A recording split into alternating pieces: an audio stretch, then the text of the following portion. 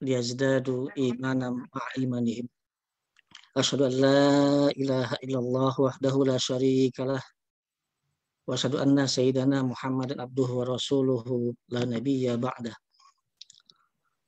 Allahumma fashalli wa sallim ala habibina sayyidina karim Muhammad tibil qulubi wa dawaiha wa afiyati abdani wa shifaiha wa nur absari wa diyaiha wa ala alihi wa sahbihi wa sallim tasliman katsira adada ma ahata bi ilmu hatta bihi qalamu wa sahal kitabuk wallahu man sadatina Abi Bakr wa Umar wa Uthman wa Ali wa sahabati ajma'in wa tabi'ina wa tabi'ihim bi ihsan ila yaumiddin. Ma'asyiral muslimin rahimakumullah. Usini wa iyyakum bitaqwallah wa ta'atihi faqad fazal muttaqun. Kama qala ta'ala ya ayyuhalladzina amanu taqullaha wa qulu qawlan sadida. Yuslih lakum a'malakum wa yaghfir lakum dzunubakum. Wa may yuti'illaha wa rasulahu faqad faza fawzan 'azima. Wa qala subhanahu zuyyina lin-nasi hubbus syahawati minan nisa'i wal banin wal qanatiril muqantarati minaz zahabi wal fiddah wal khairil musawwamati wal an'ami wal harth. Dzalika mata'ul hayatid dunya wallahu 'indahu husnul ma'ab.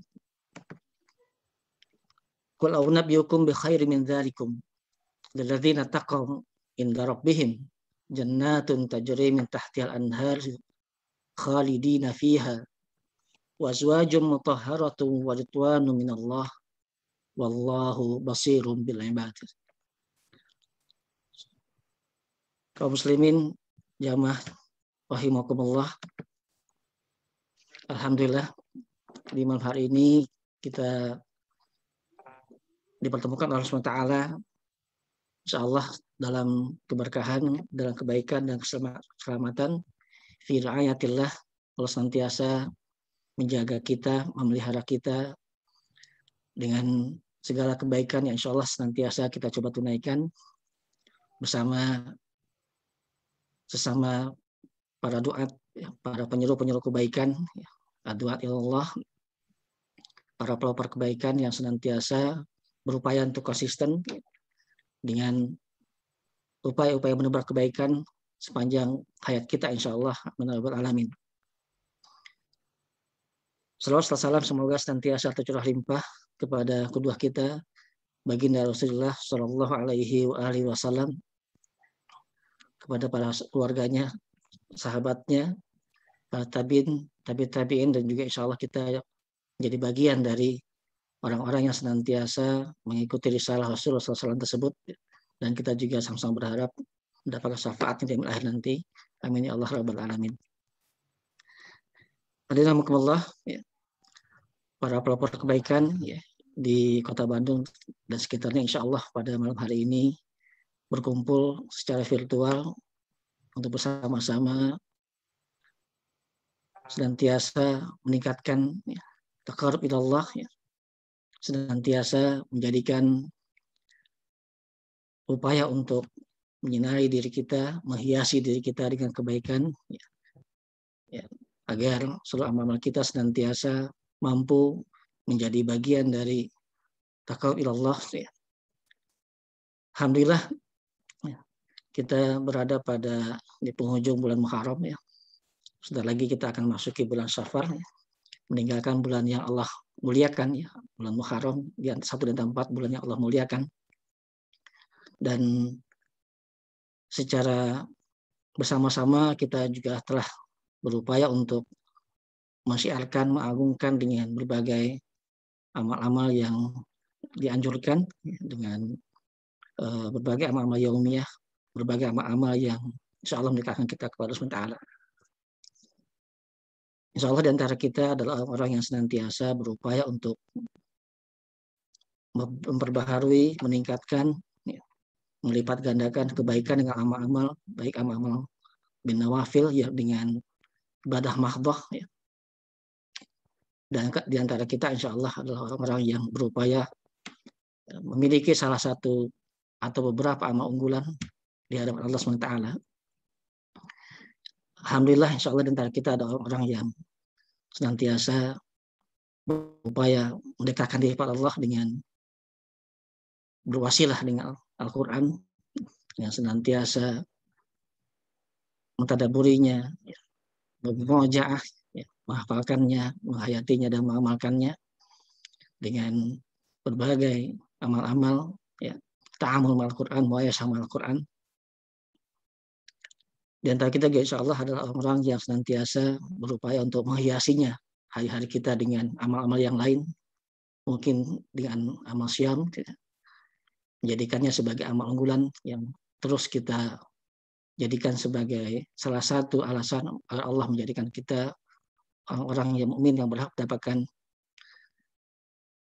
karunia-Nya dengan memasuki surga dengan melalui pintu babur rayyan dengan saum sunnah, baik saum di pertengahan bulan Ayyamul Bid, maupun juga saum di bulan awal Muharram kemarin, Asyura dan saum yang lainnya.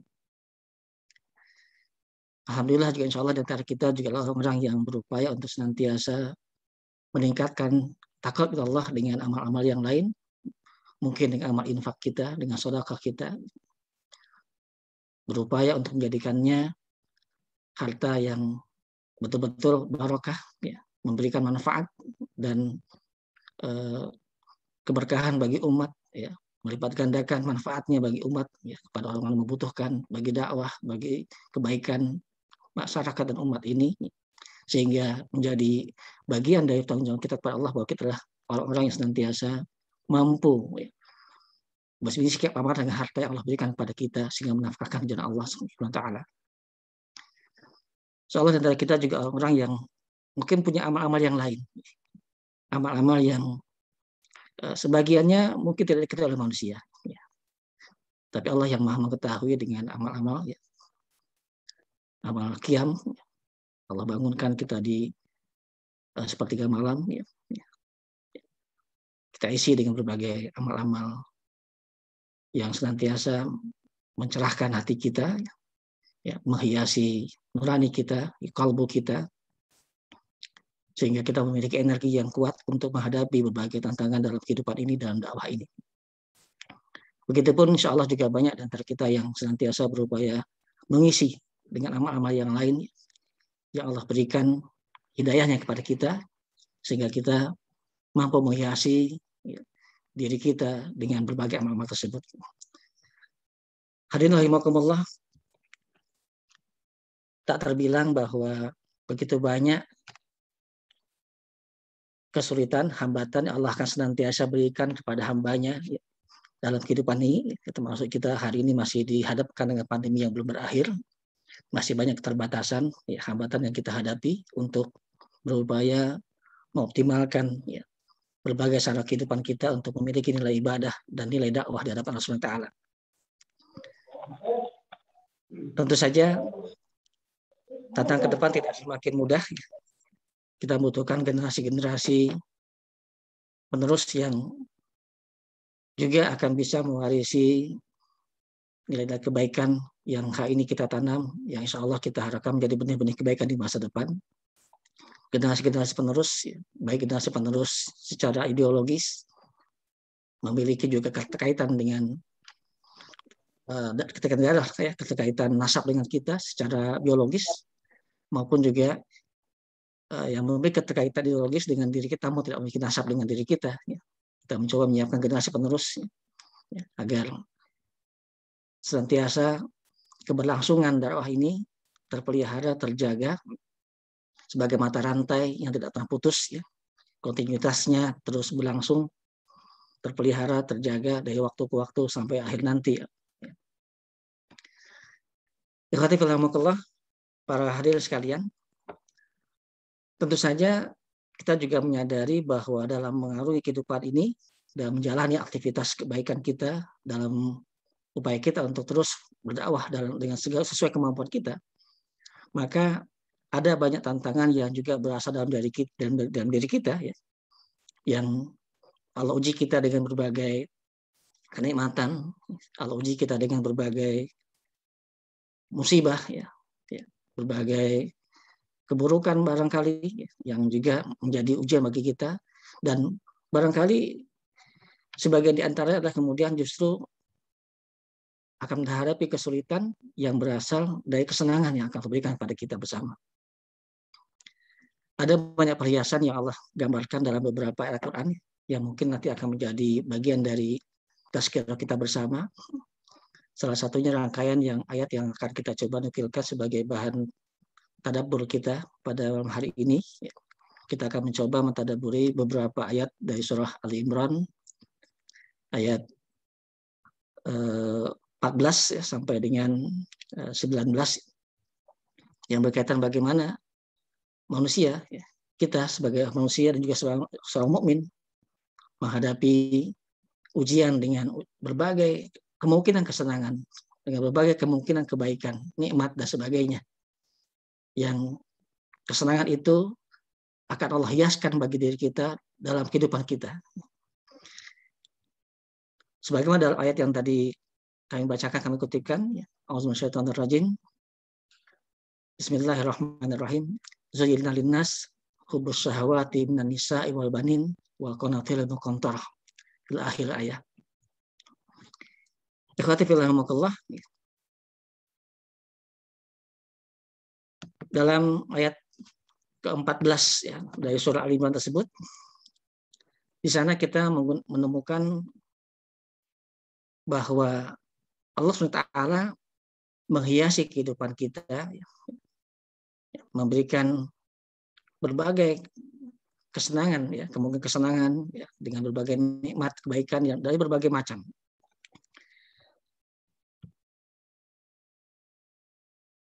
Barangkali untuk lebih mengoptimalkan tadabbur kita, saya mohon untuk bisa di share screen ya, bisa menampilkan sharing screen-nya. Saya.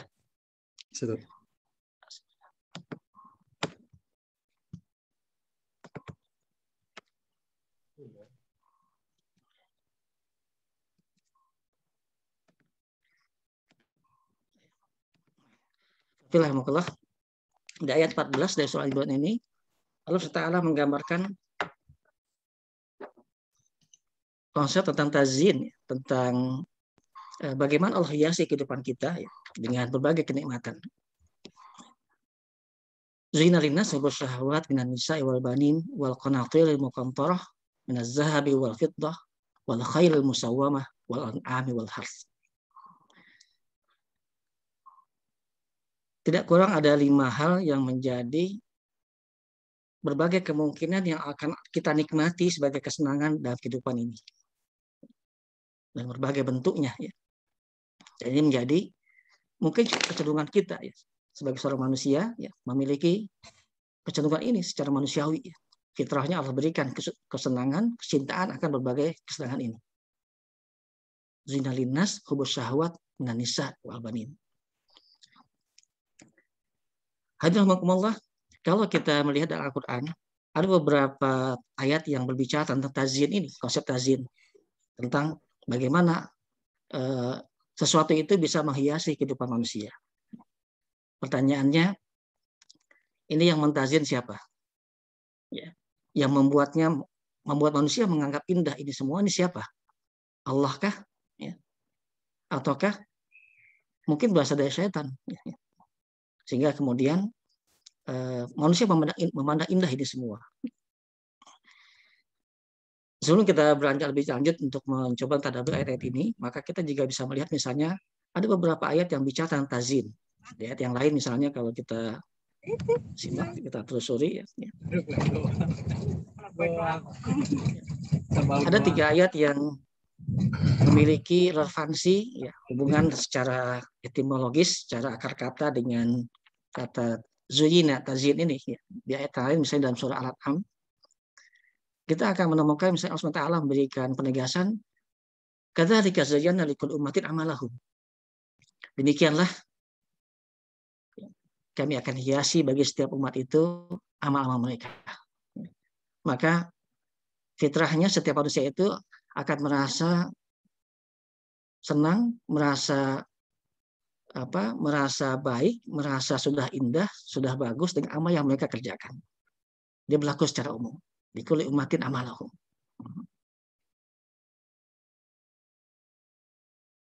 Tapi pertanyaannya akan kita temukan ada dua perbedaan nih. Ada satu perbedaan, dua hal yang menjadi berbeda. Siapa yang menjadi sumber tazyin itu? Ya. Dalam ayat ini, ayat 108 ini, Allah SWT yang diidofatkan sebagai yang al-muzayyin, yang memberikan keindahan itu, yang membuat manusia merasa mengalami keindahan, ya, merasa baik, merasa bagus. Ya. Kadzalika zayyana likulli ummatin amalahum.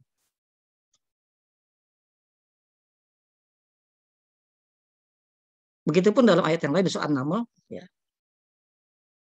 terhadap orang yang tidak beriman, Allah juga buat mereka merasa bagus, merasa indah dengan amal mereka. Ya.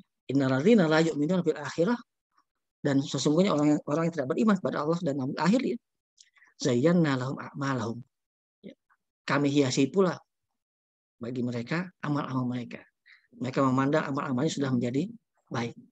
Jadi jangan heran kalau memang kemudian orang-orang yang bahkan sesat sekalipun itu merasa amal mereka sudah bagus, merasa amal mereka sudah indah, sudah baik, ya, sudah tinggi kualifikasinya, sudah tinggi kualitas amalnya.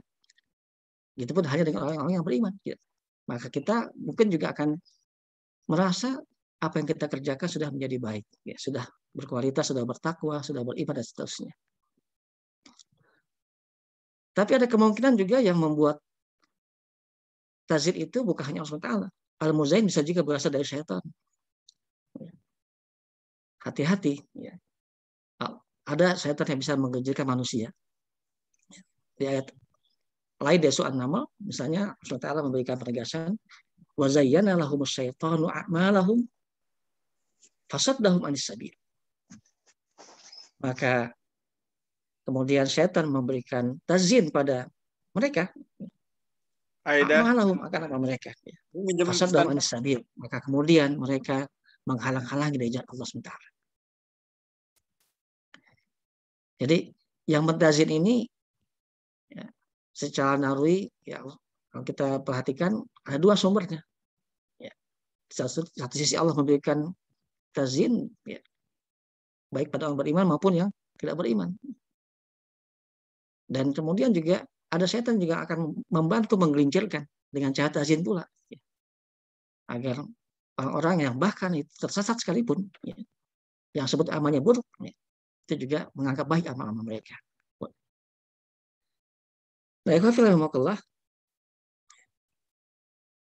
Maka dalam ayat yang akan kita jadikan sebagai bahan kunci tadabbur kita pada malam ini,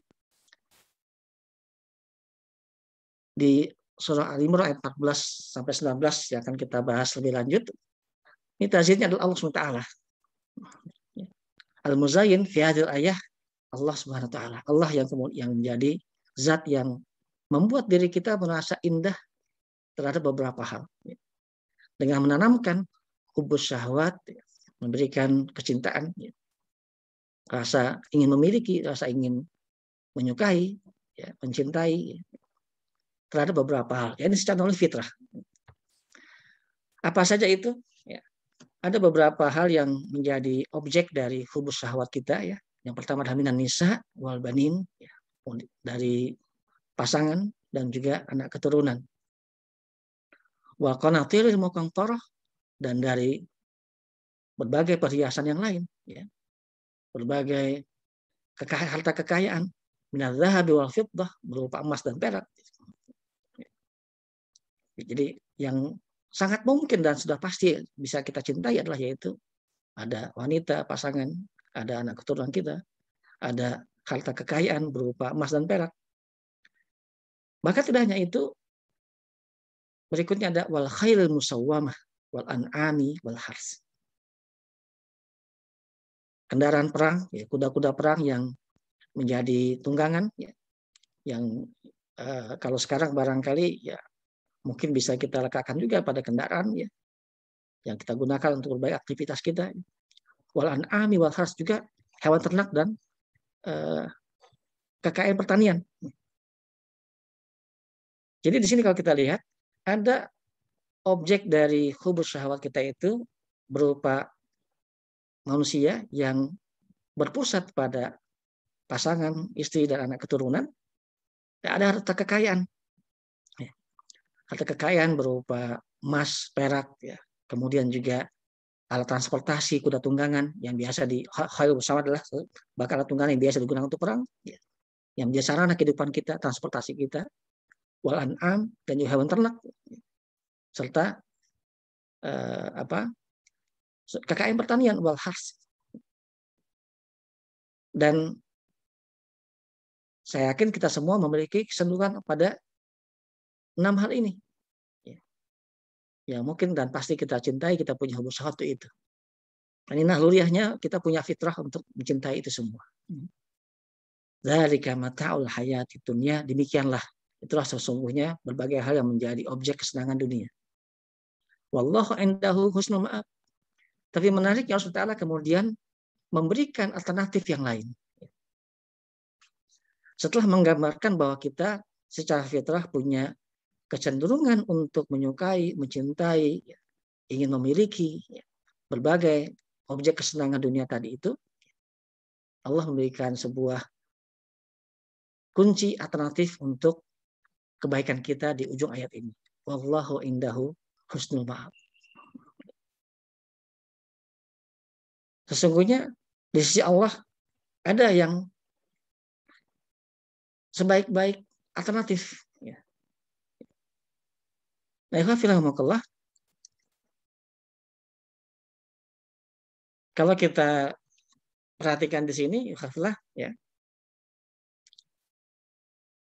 berbagai hal yang menjadi alternatif kecintaan kita tadi, ya, sesungguhnya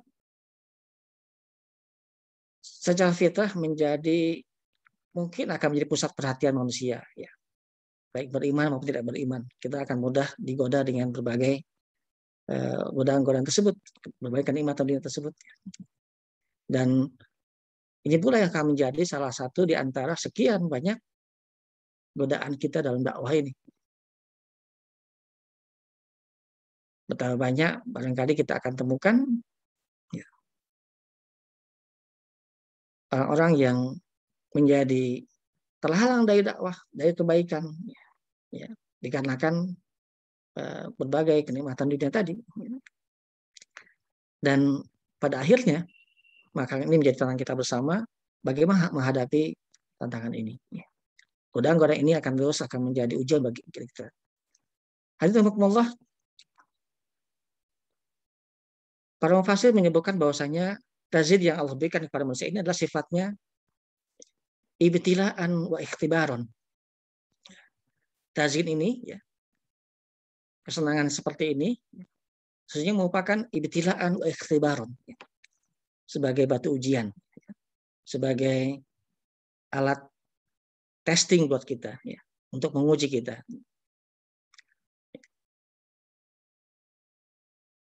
Dan Imam Tabari menyebutkan juga bahwasanya tazid terhadap berbagai hal kenikmatan ini tempatnya itu ada di hati. Ini merupakan tazin terhadap ala qulubina. Yang akan memberikan tazin terhadap hati-hati kita. Jadi sumber itu ada di hati, hubus syahwat adanya di hati. Meskipun dia berada di hati, karena hati itu merupakan panglima bagi manusia dalam kehidupan, bagi segala amal-amalnya, bagi seluruh aktivitasnya, maka dia akan juga mewarnai amal-amalnya. Sehingga kemudian dia menjadi tazin bagi amal-amalnya. Saya dari kuliah umatin amalahum. Akan mentazin juga amal-amalnya. Berawal dari tazin dalam hati, kemudian akan berujung pada tazin terhadap amal-amalnya pula.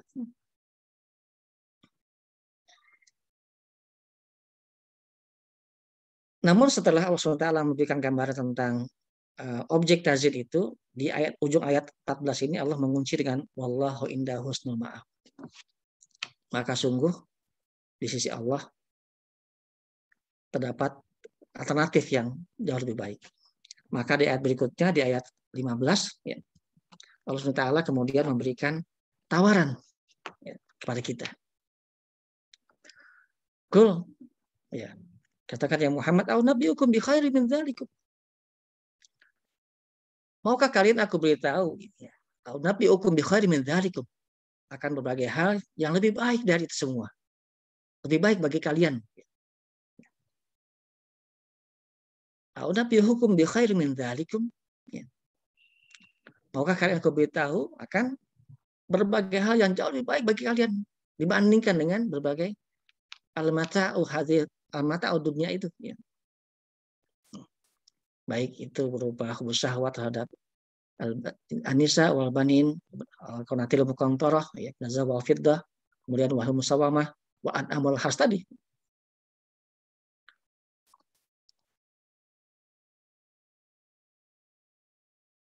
Lanjutan tawaran Allah SWT itu kemudian diteruskan dengan kalimat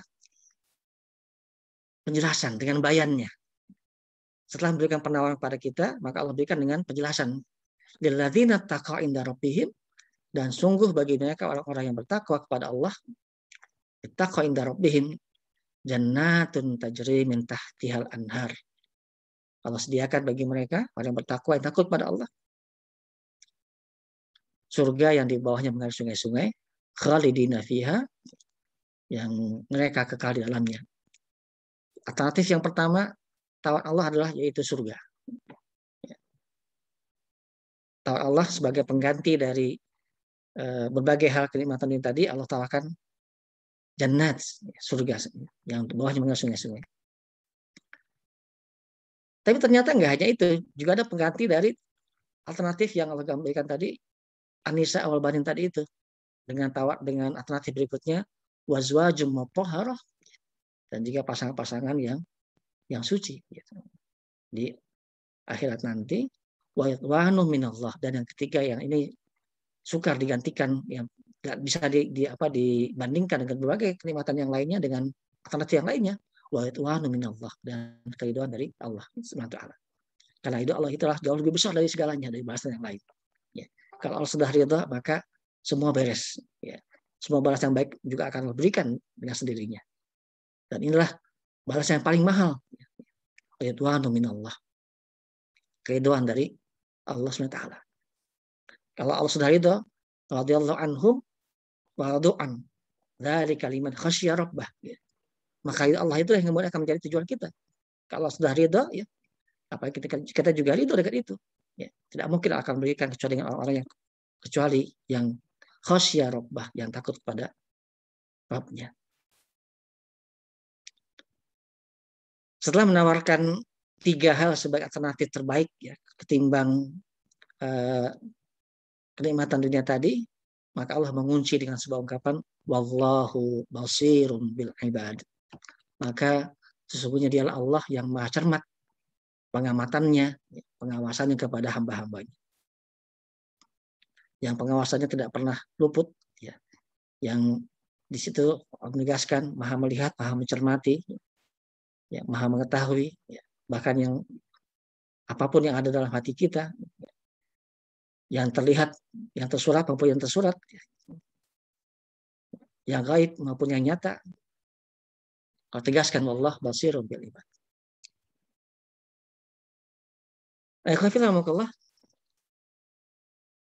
Barangkali yang jadi pertanyaan kita adalah kemudian bagaimana menanggapi tawaran Allah SWT terhadap diri kita, terhadap kita semua, ya, tawaran-tawaran yang bisa menjadi alternatif bagi berbagai kemungkinan dunia tadi itu.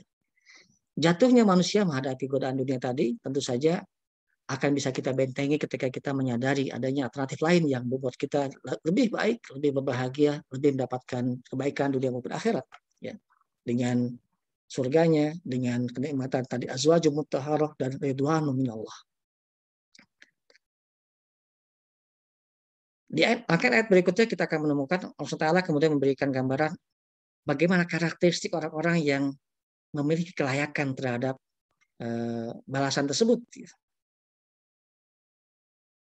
Maka di ayat 16-17 kita akan mencoba membahas lebih detail tentang karakteristik orang-orang, ya, hamba-hamba Allah, generasi yang kita harapkan mampu menghadapi situasi apapun, tantangan kehidupan yang semakin berat ini, ya. Tantangan kehidupan yang tidak semakin ringan di masa depan, ya. Generasi-generasi harus kita bangun memiliki karakter seperti ini. Maka generasi penerus dakwah yang akan kita coba bina, kita bentuk, kita bangun, ya, kita didik ya, bersama-sama ya, sebagai generasi penerus kita orang yang harus memiliki karakteristik di ayat berikutnya ini, di ayat 16 dan 17. Siapa mereka? Maka hamba yang seperti apa yang mau kita bentuk, mau kita bina, mau kita lahirkan dari antara orang-orang yang berinteraksi dengan kita, yang coba kita bentuk sebagai generasi penerus mereka, kita ya. Siapa mereka? Allazina yaqulun, itu orang yang tergambarkan sikap mental secara umum adalah yaitu orang yang punya sikap mental alladzina yaqulun, yang mereka senantiasa mengikrarkan, mengatakan, mendeklar, ya, memiliki sikap mental dengan mengungkapkan sebuah doa, Rabbana innana amanna faghfir lana dzunubana wa qina adzabannar. Orang memiliki kebiasaan secara maknawi, ya, memiliki kedekatan dengan Allah Taala, ya, dengan munajatnya yang senantiasa dilantunkan. Dan salah satu ungkapan munajat adalah yaitu Rabbana innana amanna faghfir lana dzunubana wa qina adzabannar. Hamba-hamba yang menyadari bahwa mereka juga memiliki banyak kelemahan, yang memiliki banyak sesuatu yang tidak sempurna dalam diri kita masing-masing, yang bisa mengurangi kadar kebaikan kita, keimanan kita, ya, sehingga bisa mengurangi pula ya, kadar ketakwaan kita dalam Allah Taala. Ya.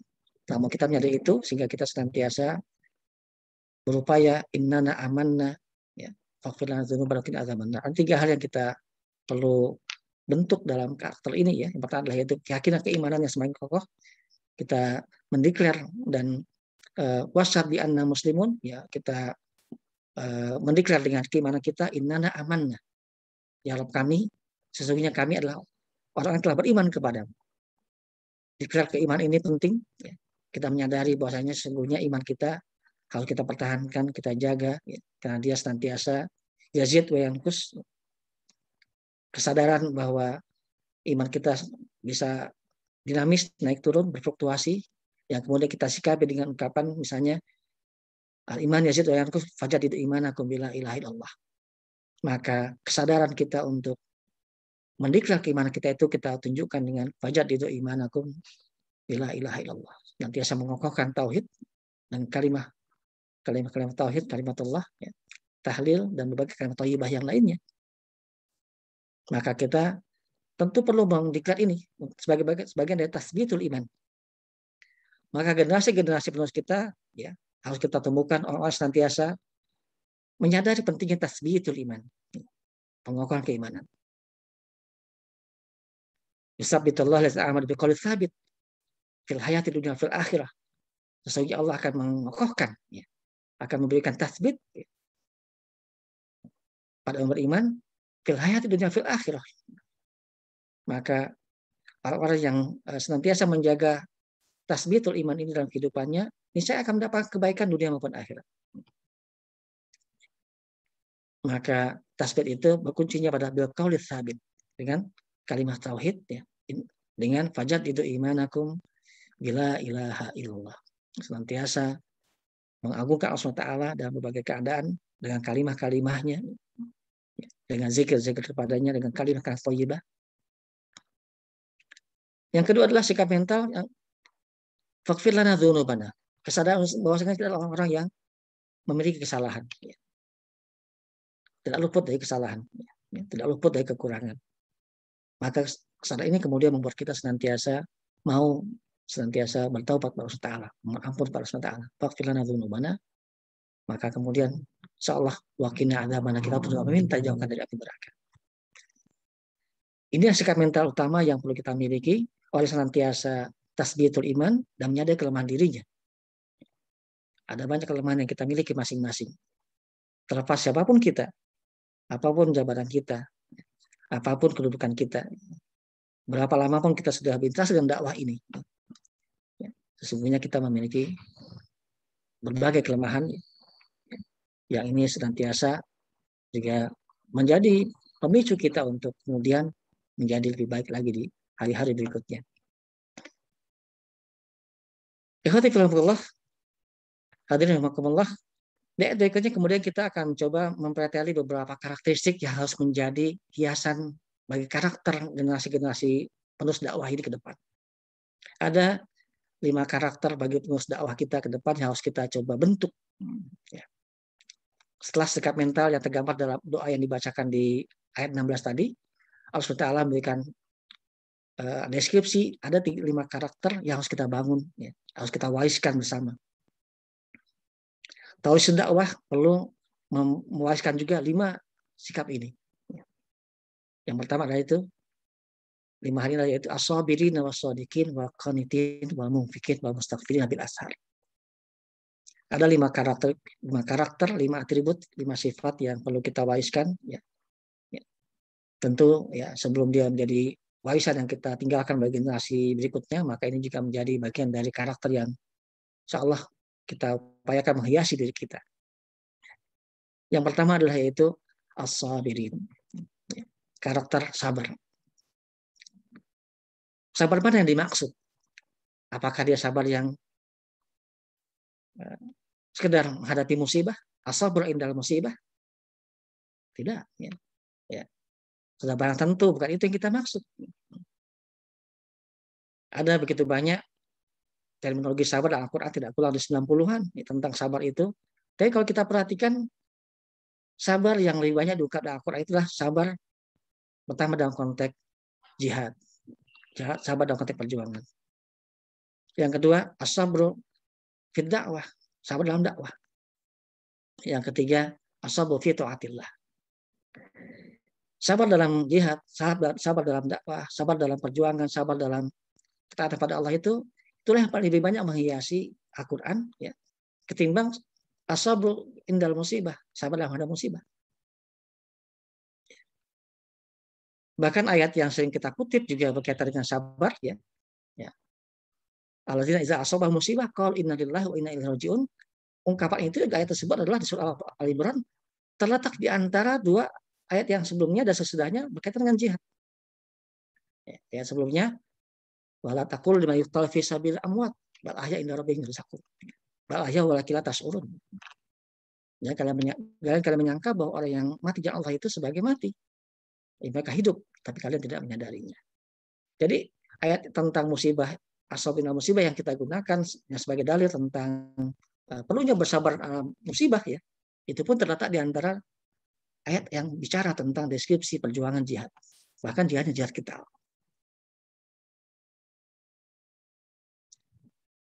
Atau sabar yang menjadi puncak dari jihadun nafs.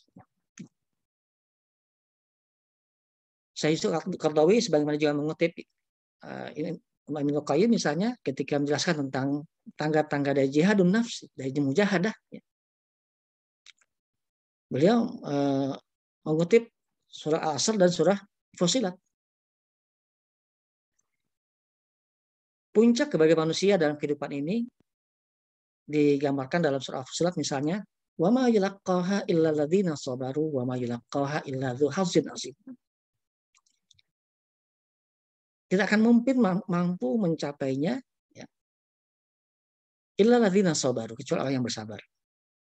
Wa ma yulaqqaha illa dzu hazzin azim. Dan tidak akan mampu pula mencapainya kecuali orang-orang yang mendapatkan anugerah nikmat yang luar biasa besarnya, agungnya. Dzu hazzin azim. Ungkapan sabar dalam konteks puncak kehidupan kebahagiaan kita yang menjadi puncak dari passion kita, yang kita impikan, yang kita cita-citakan itu terletak setelah ayat tentang dakwah.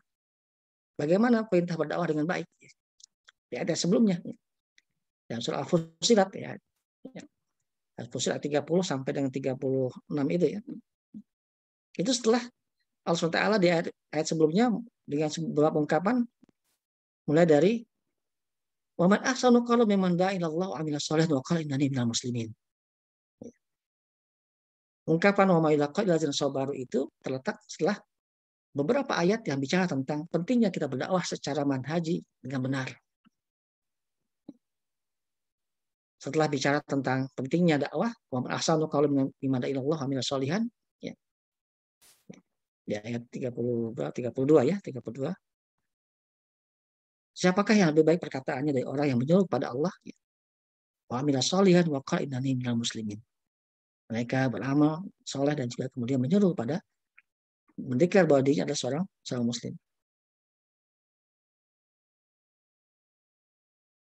Kemudian ayat berikutnya wala tasting hasanah wala sayyi'ah idfa billati ahsan dan seterusnya. Bagaimana dakwah enggak sembarangan, ada manhajnya. Ya. Tidak sama orang-orang yang menyeru dengan cara yang buruk dan cara yang baik. Ya. Idfa billati ahsan dan seterusnya. Menolak. Ya. Baru kemudian sehingga dakwah yang baik itu yang benar-benar mampu menghasilkan perubahan ya sikap dari orang-orang di sekitarnya yang semula semula menolak barangkali memusuhi ya, maka kemudian menjadi waliyun hamim, menjadi teman dekat. Tanpa kita menemukan ya baginda Rasulullah SAW mencontohkan dengan ahlaknya, dengan metode dakwahnya, dengan perilaku dakwahnya, itu membuat orang tadi memusuhi kemudian banyak yang berbalik menjadi pendukung dakwah, pendukung risalah. Jadi wama yulaqal sabar itu adalah konteksnya adalah asabru fid dakwah. Asabru fid dakwah. Sabar yang paling tinggi itulah asabru fil jihad, asabru fid dakwah, asabru fi taatillah. Ya. Nah, yang dimaksud adalah yaitu asabru ya fid dakwah, fi taatillah, ya fi taah ya, asabru fil jihad. Karena orang-orang yang berjuang di jalan Allah lebih berhajat lagi pada kesabaran ketimbang manusia biasa, manusia yang lainnya. Setiap manusia membutuhkan kesabaran. Tapi para pejuang-pejuang agama Allah, para pelopor kebaikan, para pejuang di jalan Allah SWT ini tentu lebih membutuhkan lagi akan kesabaran seperti itu. Kalaulah manusia biasa dalam menghadapi kesulitan, ya, godaan, tantangan, butuh kesabaran, maka para dai Allah jauh lebih berhajat pada kesabaran. Ya. Jauh lebih membutuhkan pada kesabaran. Karena tantangannya tidak lebih ringan dari manusia biasa, justru lebih berat. Karena kesulitannya akan berlipat-lipat. Maka mereka juga jauh lebih membutuhkan kesabaran dalam menghadapi tantangan dakwah yang tidak akan semakin ringan. As-sabirin yang pertama. Maka ibahfilahumullah itu sebabnya Imam Al-Qayyim sebagai dikutip oleh Syekh Suqardawi meletakkan as-sabr fid dakwah itu sebagai tangga keempat dari jihadun nafs atau dari mujahadah. Yang gambarnya dalam surah Al-Asri tergambar ya bahwa tangga pertama dari mujahadah itulah yaitu illal ladzina amanu wa amilus sholihat wa tawassaw bis sabr. Tangga pertama beriman, berislam. Ya, ini tangga pertama. Jadi beriman ya itu adalah tangga pertama dari mujahadah. Yang kedua wa amilus sholihat ta'milul Islam. Ya. Mengamalkan Islam, ya. Beramal dengan berbagai amal soleh itu adalah tangga yang kedua. Mujahadah yang kedua. Yang ketiga watawasau bil haq. Tangga ketiga setelah kita beramal kita kemudian mendakwahkan. Watawasau bil haq. Ya, dakwatul Islam. Di mujahadah yang ketiga adalah levelnya yaitu mujahadah bagi orang-orang yang menyuruh kepada Islam. Para penyuruh kebaikan. Dakwah ilallah. Maka tingkat perjuangan yang lebih berat adalah yaitu bagi para pejuang, para dai. Jadi orang yang sudah berdakwah, orang yang biasanya sudah senantiasa mencoba beramal. Tapi menjadi dai itu bukan tangga yang tertinggi. Jadi belum cukup bagi kita hanya mengklaim kita adalah para dai Allah. Karena tangga yang keempat, watawassaw bis sabr, yaitu tangga as-sabru fi da'watil Islam. Senantiasa bersabar dalam dakwah, dalam situasi apapun, bagaimanapun, kapanpun. Seberat apapun tantangan dakwah ini, maka kita senantiasa berusaha untuk bersabar bersama dengan dakwah. As-sabru fi da'watil Islam. Bersabar mendakwahkan Islam. Dikati filmullah para pelopor kebaikan, insya Allah Allah berikan keberkahan kita dengan senantiasa berupaya bersabar menghadapi situasi ya, yang kita hadapi dalam dakwah ini, baik situasi sulit pandemi ataupun situasi yang lainnya akan kita hadapi. termasuk juga kesabaran dalam menghadapi para objek-objek dakwah kita yang ada di sekitar kita. Kalau sudah bisa kita bentuk ya, jadi inilah karakter pertama yang harus kita wariskan kepada generasi-generasi penerus dakwah ini. Itu generasi oleh senantiasa mau bersabar, ya, menanamkan kesabaran dalam dirinya, dalam dakwah, dalam taat, dalam jihad. Maka yang kedua adalah as-shadiqin, ya, karakter sidik, ya, karakter benar, karakter jujur.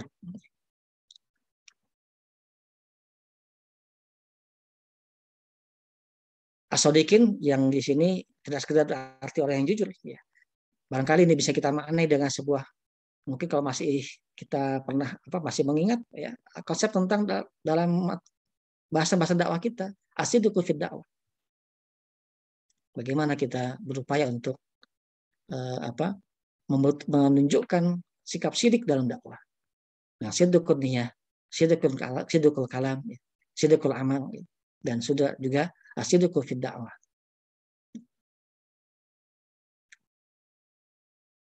Bagaimana kita senantiasa menjaga konsistensi bahwa sikap sidik itu adalah merupakan perilaku yang luar biasa mulianya, ya. Dan bahkan kemudian orang-orang yang kemudian konsisten dengan sidik ini ialah akan mendapatkan tempat yang tertinggi setelah para nabi dan rasulnya. Ulaikal ladzina an'amallahu alaihim minan nabiyyin wasiddiqin wasuhada wassalihin. Orang yang sidik, orang yang senantiasa konsisten dengan kebenaran, orang yang menjaga kebenaran dari keimanannya, konsistensi keimanannya, membuktikan dengan kalimat perkataannya, dengan perbuatannya, dengan amal-amalnya, dengan aktivitas dakwahnya. As-shadiqin juga yang menjadi, bahkan dalam ayat yang lain di surah Taubah, menjadi dua di antara perintah yang utama, ya, bagaimana kita menjaga konsistensi kita, ya. Di surah Taubah 19 misalnya Allah tegaskan, ya allazina amanu ittaqullaha wa kunu ma'as-shadiqin. Ya. Samping bertakwa, Allah perintahkan pada kita untuk memastikan agar kita bersama dengan orang yang shadiq. Ini perintahnya di situ bukan, kalau perintah pertama ittaqullah, bertakwa kepada Allah. Tapi yang kedua bukan fasaddiqu, maka berlaku shadiqlah, enggak. Ya. Tapi wa kunu ma'as-shadiqin. Maka pastikan diri kita terus bersama dengan orang-orang yang shadiq. Pastikan diri kita senantiasa berada bersama dengan orang-orang yang shadiq. Dan ini bukan orang sembarangan. Ini adalah orang shadiq itu sebagian dari para tokoh, para pelopor. Enggak semua pelopor juga bisa demikian. Minal mu'minin rijal shadaku ma'ahadullah alaihi. Di antara beriman itu ada para rijal, para tokoh yang apa ukuran dari ketokohannya, kepeloporannya, yaitu shadaku ma'ahadullah alaihi. Jadi sikap sini adalah merupakan ukuran dari takaran kebaikan dari para rijal di antara beriman. Minal mu'minin rijal shadaku ma'ahadullah alaihi. Orang-orang yang senantiasa sidik dalam hal apa? Ma'ahadullah alaihi, dalam janji kepada Allah, perjanjian dengan Allah, ikatannya dengan Allah SWT. Ya, faminhum man qadha nahbahu wa faminhum man yantazir. Dan seterusnya. Maka sikap shadiq inilah sikap berlaku benar, jujur, yang membuktikan konsistensi dalam berbagai hal dalam dakwah ini. Kita menjadi ukuran dari kualitas diri kita, kualitas generasi yang akan kita bentuk, ya, yang kita ingin wariskan kepada generasi penerus berikutnya.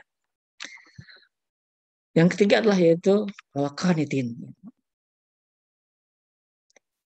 Orang-orang senantiasa punya karakter patuh, taat.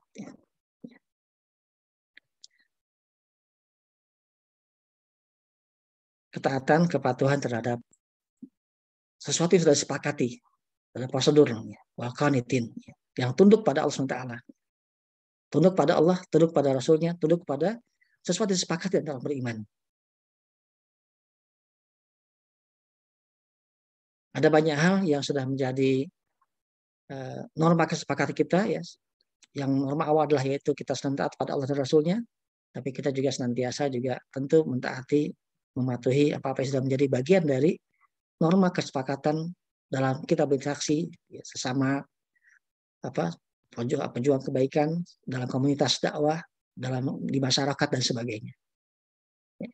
Tentu ada banyak kesepakatan yang perlu kita patuhi, ya. berbagai prosedur yang sudah kita sepakati untuk kita taati. Dan karakter qanitin itu, ketaatan adalah merupakan sesuatu yang bagi manusia secara umum adalah karakter yang baik. Manusia suka dengan orang-orang yang taat dan patuh pada kesepakatan, pada prosedur. Walaupun manusia punya kecenderungan untuk ingin melanggar, ya, ingin tidak patuh, ya, dan sebagainya. Tapi pada saat orang menyukai pada orang-orang yang qanitin. Begitu pula halnya di masyarakat, dalam komunitas, ya, dalam dakwah, maka juga itu orang-orang yang punya karakter ketaatan, kepatuhan merupakan indikasi kebaikan dirinya. Dan itu juga merupakan indikasi dari akseptabilitasnya dalam komunitas tersebut, termasuk dalam komunitas dakwah. Maka tidak mudah menanamkan sikap qanitin ini, karena godaannya memang berat. Manusia secara manusiawi, ya, punya fitrah suka memberontak terhadap aturan. Ya. Tapi kunci kesuksesan bagi seorang manusia, seorang mukmin, individual, secara personal maupun juga secara kolektif dalam kondisi dalam konteks dia bermasyarakat, dalam komunitas, ya, dalam dakwah, ya, itu juga akan dipengaruhi oleh kadar kemampuannya menjaga kualitas ketaatan itu, kepatuhan itu, ya, sesuai dengan norma yang sudah sepakatinya. Ya. Di masyarakat tentu saja orang-orang yang patuh pada prosedurnya, pada aturan, tentu akan lebih dihormati, dihargai, punya tempat yang baik. Dalam organisasi juga demikian, dalam komunitas juga demikian. Ya, inilah sunatullah yang perlu kita jaga, ya, dan bagaimana kita juga senantiasa membentuk karakter itu dalam diri kita, dalam generasi-generasi yang kita akan bangun ke depan. Ya. Ada kecelakaan menarik, generasi milenial sekarang ini susah untuk diatur, ya. Kenapa? Inginnya bebas. Ya.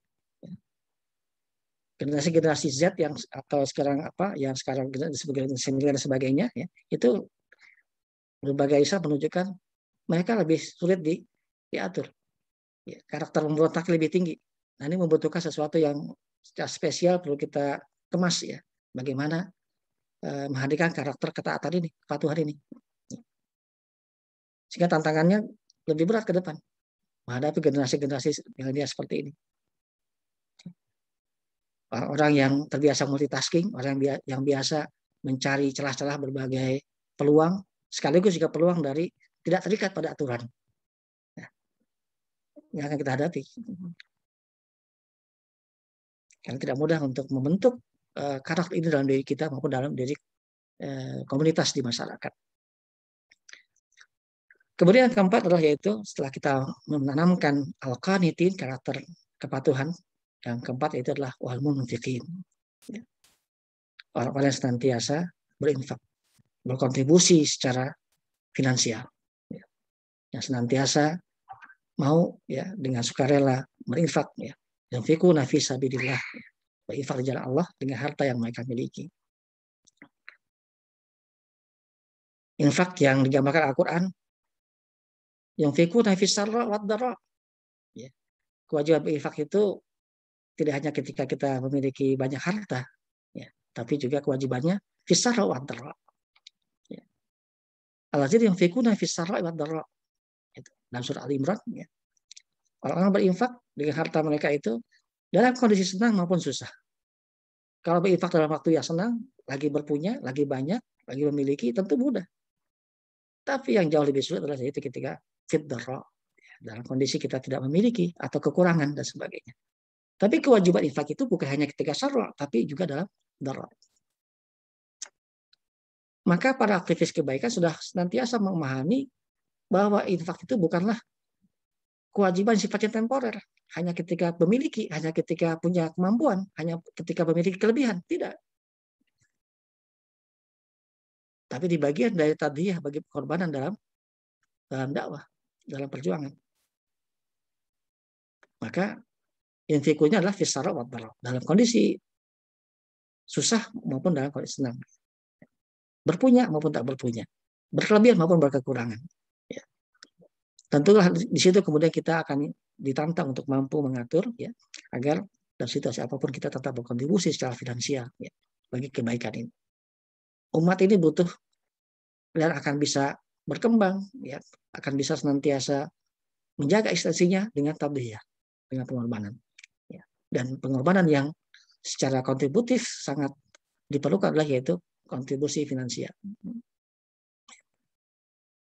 Perjuangan dalam memperjuangkan kebenaran ya, norma-norma kebaikan dimanapun ya, di masyarakat ya, dalam perjuangkan bangsa ini, memperbaiki negeri ini butuh ya kontribusi finansial yang tidak sedikit. Dan bukan saatnya kemudian kita merubah idiom dalam dakwah, misalnya yang dulu berbunyi misalnya sundukun najibuna menjadi sundukun najibihim. Ya. Karena pada dasarnya yang berkontribusi itulah sebetulnya tantangan bagi setiap umat, termasuk juga para dai ya, ilallah. Maka kontribusi kita secara pemikiran, tenaga tidaklah mengurangi dan menghilangkan atau menafikan, menegasikan kontribusi secara finansial. Tidak menghilangkan kewajiban kita untuk terus berkontribusi secara finansial. Meskipun kita sudah berkontribusi secara pemikiran, tenaga, waktu, dan sebagainya. Tapi tetap melekat. Yunfikuna fis-sarra wad-dharra. Karena itulah maka kita akan bisa membiayai proyek-proyek kebaikan di masyarakat. Membiayai proyek-proyek umat ini. Dengan kontribusi kita secara finansial bersama-sama. Kontribusi kolektif ini kemudian menjadi senjata bagi kebangkitan umat sesungguhnya. Kemudian terakhir yang kelima itu adalah karakter yang perlu kita wariskan kepada generasi berikutnya ya adalah wal mustaghfirina bil ashar. Setelah 4 karakter yang secara maknawi ya memiliki ya mungkin dideskripsi secara abstrak ya, sobirin, sodikin, konitin, ini kan abstrak nih gambarannya. Maka munfikin dan mustaghfirin bil ashar ini deskripsinya konkret. Ya. Yang kelima, wal mustaghfirin bil ashar. Orang-orang yang senantiasa beristighfar di waktu sahur. Mafhum mukhalafahnya adalah orang-orang yang senantiasa beristighfar. Ini berarti kita dibiasakan, ya dididik untuk bangun ya waktu-waktu sahur. Waktu sahur biasanya kita melekat dengan kebiasaan saum. Di waktu sahur juga di situ ada istighfar. Dan ini bukan sekedar sahur tapi juga wal mustaghfirin. Dua kewajiban yang dihubungkan di situ. Ya. Ada kewajiban berkaitan dengan qiyam, istighfar, dan kewajiban berkaitan dengan siyam bil ashar. Wal mustaghfirin bil ashar. Ya katakanlah Allah, inilah 5 karakter ya yang barangkali secara umum ya ini perlu kita wariskan ya karena sesungguhnya tantangan dakwah ke depan tidak semakin ringan, maka kita butuh dan berhajat pada upaya untuk memperkokoh karakter diri kita, karakter para pelopor kebaikan dan juga penerus dakwah berikutnya dan penerus kebaikan kita di masyarakat dalam umat ini untuk memperjuangkan kebaikan bagi bangsa ini agar semakin baik, semakin memberikan pengokohan bagi peradaban bangsa yang kita ingin bangun ke depan ya balatun thayyibatun warbun ghafur ya, semoga Allah Taala memberikan kita hidayahnya, memberikan kekuatan batin pada kita ya, dan kemudian memperkuat ya upaya kita untuk terus berjuang memberikan kontribusi bagi umat, bagi bangsa ini dengan lebih baik lagi ke depan. Karena pada dasarnya setiap kita adalah nahnu du'a qabla kulli syai'. Demikian yang bisa saya sampaikan. Semoga bisa menjadi bahan muhasabah kita bersama, sekaligus tazkirah bagi saya pribadi, bagi anak pribadi, dan juga bagi kita semua ya. Assalamualaikum warahmatullahi wabarakatuh. Waalaikumsalam warahmatullahi wabarakatuh. Alhamdulillah Bapak-Bapak sekalian, tadi materi yang disampaikan oleh Ustadz cukup padat sekali buat kita. Dimulai tadi Ustadz menjelaskan berkenaan dengan mengendalikan kenikmatan dunia. Kemudian ada janji Allah ketika kita mampu mengendalikan itu semua. Kemudian tadi di terakhir ada 5 karakter daripada generasi dakwah yang harus kita warisi ya, yang harus kita turunkan kepada putra-putri kita. agar bisa mewujudkan negara kita yang baldatun thayyibatun tadi. Baik Bapak-Bapak sekalian, kami persilakan, masih ada waktu cukup lama ini, sekitar 20 menit. Bagi Bapak-Bapak yang ingin bertanya atau sharing dengan Ustadz Edi Chandra, kami persilakan. Sekali lagi kami ingatkan juga yang belum mengisi daftar hadir, silakan untuk mengisi daftar hadir yang pada link yang sudah disiapkan ada di kolom chat. Silakan Bapak-Bapak kalau ada ditanyakan. Belum ada yang bertanya nih, Tat. Tat, tadi Ustadz menyampaikan berkenaan dengan 5 karakter ya. Dan itu memang luar biasa ketika itu bisa dimiliki oleh generasi-generasi kita. Namun demikian tentunya tidak terlepas dari kelima karakter itu sendiri sudah seharusnya melekat pada diri kita dulu, Tat ya. Ya. Sehingga putra-putri kita bisa meneladani kelima karakter itu. Nah ini memang nampaknya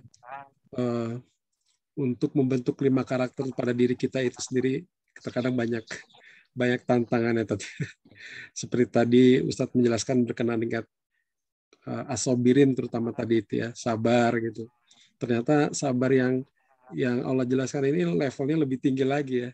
Kadang kita masih berpikir dalam kondisi musibah seperti ini harus sabar. Padahal kalau tadi yang Ustadz sampaikan itu sabar dalam dakwah, sabar dalam ketaatan itu menjadi hal yang lebih utama gitu.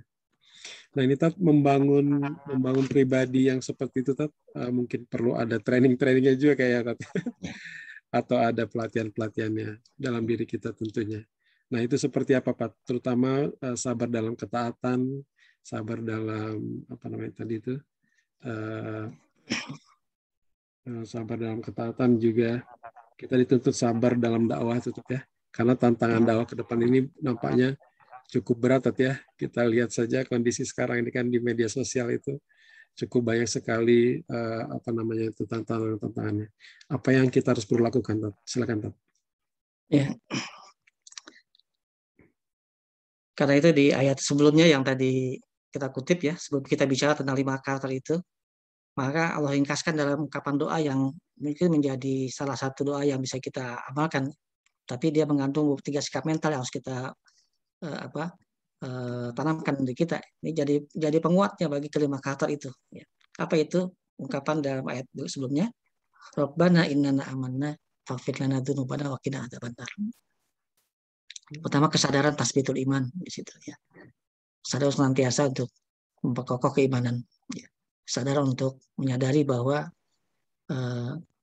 iman kita memang bisa mengalami fluktuasi, tapi kita punya kewajiban untuk menjaganya, dan tidak bukan kuncinya adalah yaitu fajad didu imanakum bila ilaha illallah ya. Karena Allah janjikan di surah Al-Ibrahim ya, yusabitullah allazina amanu bil qawli tsabit fil hayati dunya fil akhirah. Maka untuk mentasbitnya itu bil qawli tsabit. Kalimah thayyibah. Fajad didu imanakum bila ilaha illallah. Yang itu akan membantu kita tasbitnya itu dunia maupun akhirat ya. Tasbit di akhir hayat insya Allah, tasbit juga dalam kehidupan menghadapi tantangan dunia ini, tantangan yang tidak akan semakin ringan, ya. Tasbit juga dalam nanti di akhirat. Gitu. Sehingga kuncinya adalah yaitu bagaimana bisa memperkuat keseluruhan tadi ya, kita kembali pada ayat 16-nya itu. Tasbitul iman, kemudian yang kedua kesadaran Ahmad faghfir lana dzunubana wa qina adzabannar. Bahwa kita adalah orang-orang yang lemah, yang punya kekurangan, sehingga dengan menyadari kekurangan, kita bukan orang-orang yang kemudian dengan gagah perkasa mengatakan kita orang baik ya. Fala tuzakku anfusakum huwa a'lamu biman ittaqa. Maka janganlah kalian menyangka diri kita adalah orang yang suci ya. Fala tuzakku anfusakum huwa a'lamu biman ittaqa ya. Dialah Allah yang lebih mengerti siapa yang lebih bertakwa di antara kita. Nah, justru terbaik adalah kita menyadari bahwa kita punya kekurangan ya. Menyadari kekurangan adalah langkah yang lebih awal untuk kemudian bisa berbenah terus memperbaiki diri. Dan inilah yang sikap mental ini yang harus kita terus jaga ya. Kesadaran tasbih iman, kesadaran bahwa kita adalah orang-orang yang lemah yang membutuhkan pertolongan Allah dalam berbagai hal termasuk dengan kekurangan-kekurangan kita miliki. Mudah-mudahan itu yang akan membuat kita terus menjadi lebih baik. Wallahu a'lam bishawab. Mungkin tidak harus banyak pertanyaan, mungkin bisa kita manfaatkan dengan aktivitas rohani berikutnya sesuai dengan agenda ya, tafadhol. Ya, Ya, alhamdulillah Bapak-Bapak sekalian, kalau memang tidak akan ada lagi yang akan sharing bersama Ustadz, kita cukupkan dulu kajian yang Ustaz, materi. Oh, masih ada nih. Mangga boleh. Pak Samiran. Iya Ustaz, kalau Ustaz. Assalamualaikum Ustaz Adi. Waalaikumsalam warahmatullahi wabarakatuh. Saya ingin bertanya salah satu sifat tadi Ustaz yang terkait dengan Ya. sodikin Ustaz. Ya. Ini kan kalau sahabat itu kan yang dapat gelar Siddiq itu kan cuma satu ya, Abu Bakar ya, sebagai Siddiq. Sementara yang lain tidak ini. Nah untuk yang seperti ini Ustaz, sebenarnya bagaimana sih menanamkannya? Karena kan tingkat sodikin ini kayaknya lebih tinggi dari apa tadi mujahid ya. Ya. Seperti itu. Kalau yang sabar, yang kepatuhan itu kan kita kayaknya kalau referensi itu cukup sering lah dibahas gitu ya. Bahas. Sementara untuk yang sedikit ini kayaknya jarang sekali gitu Ustaz. Barangkali bisa diberikan contoh-contoh bagaimana kita menanamkan ke anak dan bagaimana kita juga bisa mengukur lah istilahnya, oh anak saya ini sudah ya generasi kita sudah mulai tahapannya sudah mulai cukup bagus gitu seperti Ustaz. Barangkali Ustaz, jazakallah. Baik, sekolah pertanyaannya ini membangkitkan memori kita pada beberapa materi yang mungkin pernah dibahas dalam beberapa kesempatan yang lain ya di tempat-tempat yang berbeda. Masih ingat barangkali beberapa kajian-kajian kita ya membahas tentang as-sidqu fid dakwah. As-sidqu fid dakwah. Sikap sidik dalam dakwah itu ya pertama tentu saja as-sidqun niyah. Sidqun niyah. Ya. Nah, niatnya benar. Ya. Niatnya konsisten. Ya. Niatnya ikhlas, tapi di situ bahasanya sidqun niyah adalah al-ikhlas ya. Indikator sidik dalam hal niat adalah ikhlas. Jadi sidik itu tidak hanya cukup diartikan dengan jujur. Walaupun jujur bukan bagian dari makna sidik itu sendiri. Ya. Jadi mulai dari niatnya ya. Membenarkan niatnya, membersihkan niatnya, menjaga keikhlasannya ya. Dengan niat yang benar, as-sidqun niyah, as-sidqu fin niyah atau sidqun niyah ya. Nah, sidqun niyah adalah tentu diartikan dengan ikhlas di situ.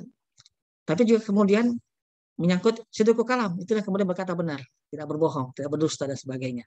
Menanamkan senantiasa menghindari berkata bohong, dusta dan sebagainya. Ya, ini kemudian diartikan sebagai jujur tadi itu. Ya. Sikap berkata benar, ya senantiasa berkata benar. Ya. Kemudian nggak hanya itu juga, tapi sidqul amal. Amalnya juga benar, ya. Ya. Yang paling benar yang bagaimana?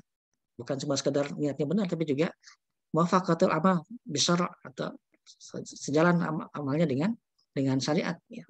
Dengan aturan Allah SWT dan Rasulnya. Jadi sidiknya bagaimana? Ya mulai dari niat kita benarkan, biasakan berkata benar, ya terhindar dari perkataan dusta, kemudian terbiasa berbuat yang benar, ya. Berkata benar, berbuat yang benar, ya. Jadi kalau kita sederhanakan ya menjaga kebersihan niatnya, senantiasa keikhlasan dalam segala perbuatan, berkata benar dan berbuat yang benar. Ini saja dua hal yang saya luar biasa sulit jadi ya. Perlu waktu untuk menumbuhkan itu dalam diri kita, bahkan juga generasi penerus kita. Berkata benar, berbuat yang benar. Pandai-pandai memilih mana yang benar. Pandai memilah ya. Memilah memfilter mana yang benar, mana yang salah dalam berbagai aktivitas. Ya. Ini juga sesuatu yang sangat luar biasa ya, yang perlu kita tanamkan. Mahal harganya. Kemudian juga ujungnya adalah yaitu syirik juga punya makna sedekah, kontributif secara finansial. Syirik dengan sedekah punya kata-kata yang berdekatan. Ditunjukkan secara harta, secara finansial dengan sikap untuk mudah bersedekah. Kemudian yang juga penting adalah yaitu as-sidqu fi dakwah. Dalam aktivitas dakwah juga harus benar. Karena dakwah tidak hanya sekedar dakwah, tapi dakwah dengan mandat yang benar, dengan tata cara yang benar dan sebagainya.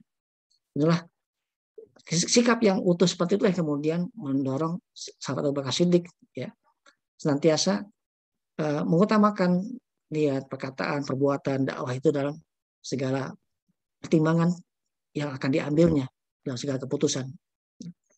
Sehingga Abu Bakar Siddiq kemudian digelar As-Siddiq kenapa? Karena senantiasa membenarkan otoritas dakwah itu Rasulullah SAW, apapun yang dilakukannya, apapun yang disampaikannya gitu, ya. Mengutamakan otoritas dakwah di situ sebagai sumber yang bisa membawa pada kebenaran. Kalau Rasul yang menyampaikan pasti benar. Kalau Rasul yang melakukan pasti benar. Kalau Rasul yang mencontohkan pasti benar. Apapun yang beliau sampaikan, ya terlepas itu nggak masuk akal sekalipun, ya, maka itu saya dibenarkan oleh sahabat Abu Bakar Siddiq.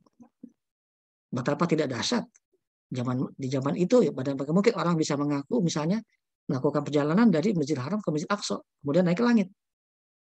Pasti dibilang gila, ya, secara logika, nggak masuk logika. Tapi kalau itu ya Rasul yang menyampaikan pasti benar. Ya. Karena Rasul adalah sumber ya kebenaran kedua setelah Allah Rasulnya. Setelah Allah yang kemudian memberikan otoritas itu kepada Rasulnya. Maka begitu pelajaran kita dalam konteks beragama, berdakwah ini juga demikian halnya. Ya, ketika dia bersumber dari yang punya otoritas, ya otoritatif di situ, maka kita benarkan, meskipun mungkin dengan akal kita nggak masuk gitu. Kadang-kadang dalam konteks beragama dan berdakwah ini kita akan temukan situasi seperti itu. Ini satu kasus, suatu kebijakan, satu peristiwa, ini masuk akal nggak secara agama, ya, dalam konteks komunitas, dalam konteks bermasyarakat, ya. Mungkin kita punya pendapat yang lain karena kita punya akal. Tapi kalau itu adalah sumbernya ada yang otoritatif, maka kita tentu selayaknya membenarkan. Ini kemudian menjadi gambaran dalam konteks tadi sifat yang ketiga, ya. Yang ketiga itu al-qanitin, senantiasa patuh. Ketika dia bersumber dari yang punya otoritas, ya, otoritas kebenaran di situ, as-siddiq, ya. Jadi itulah yang barangkali siddiq ini luar biasa, ya.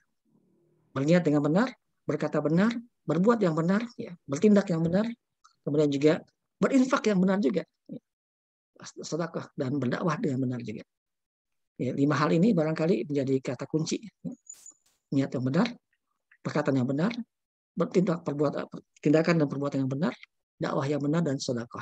Ini yang menjadi kuncinya, ya. Mudah-mudahan ini bisa menjadi bagian dari implementasi tentang siddiq itu sendiri. Dan siddiq ini adalah induk dari kebaikan, ya. Induk dari kebaikan dan kunci utama dari surga. Dan sebuah hadis yang pernah dibahas di kesempatan yang lain, barangkali di forum yang kajian-kajian yang lain, misalnya kita ada sebuah hadis, inna siddiqa yahdi ilal bir, wa innal bir yahdi ilal jannah. Dan yang siddiq ini sesungguhnya adalah merupakan jalan untuk menuju pada kebaikan, perbuatan baik, induk-induk kebaktian, pengabdian dan kebaikan. Dan albir itu kemudian akan membawa kepada surga. Dan kemudian ada penegasan bahwa siddiq itu adalah sesuatu yang harus ditanamkan, dibentuk. Tidak berlaku begitu saja. Wa inna rajul la yasduqa hatta yuktaba siddiqon. Maka orang yang siddiq itu akan berusaha untuk terus berbuat yang siddiq, yang benar, ya, dalam berbagai hal, sehingga dia kemudian layak mendapatkan hatta yuktaba siddiqon, sehingga layak mendapatkan gelar siddiq, ya. Jadi di sini juga menggambarkan sebetulnya meskipun yang punya gelar secara otoritatif disebut-sebut adalah Abu Bakar Siddiq, maka kita juga punya kemungkinan mendapatkan hatta yuktaba siddiqon. Mungkin kita juga mendapatkan gelar siddiq di mata Allah Taala. Ya. Dengan catatan tadi itu, ya, berniat benar, berkata benar, berbuat yang benar, berdakwah yang benar, dan sedekah dengan benar. Wallahu a'lam. Jazakallah khair. Ya, jazakallah khairan, Tat. Ini luar biasa apa yang sudah disampaikan Ustaz.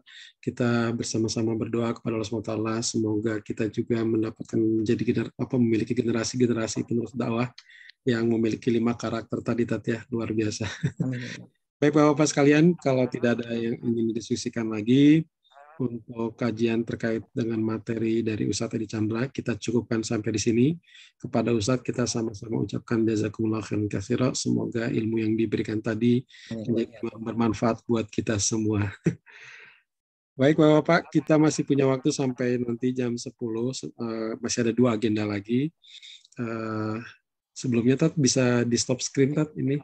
Baik, ya. Baik, saya pamit, ya. Oh iya, Tat, sama-sama, Tat. Sampai ketemu lain. Assalamualaikum warahmatullahi wabarakatuh. Waalaikumsalam warahmatullahi wabarakatuh. Ya, Bapak-Bapak sekalian, kita ada game nih sebelum menutup sesi kedua. Mungkin panitia bisa share linknya di